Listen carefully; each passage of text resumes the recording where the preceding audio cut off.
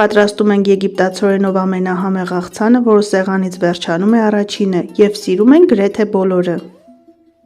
300 գրամ հավի կրծքամիսը խաշում ենք, բաժանում ենք մանրաթելերի, վրան ավելացնում ենք նույնքան մանր կտրտած հյութալի քաղցր կաղամբ և եգիպտացորեն։ Թարմություն հաղորդելու համար ավելացնում ենք մանր կտրտած համեմ, համեմունքներից սև պղպեղ և մի փոքր աղ, 2 լիքը ճաշի գթալ թթվասեր, նույնքան մայոնեզ, 2-ից 3 ատամիկ սխտոր, համեմունքներից կավելացնենք սև պղպեղ, աղ և աղցանը մի լավ կխառնենք, կարելի է արդեն մատուցել։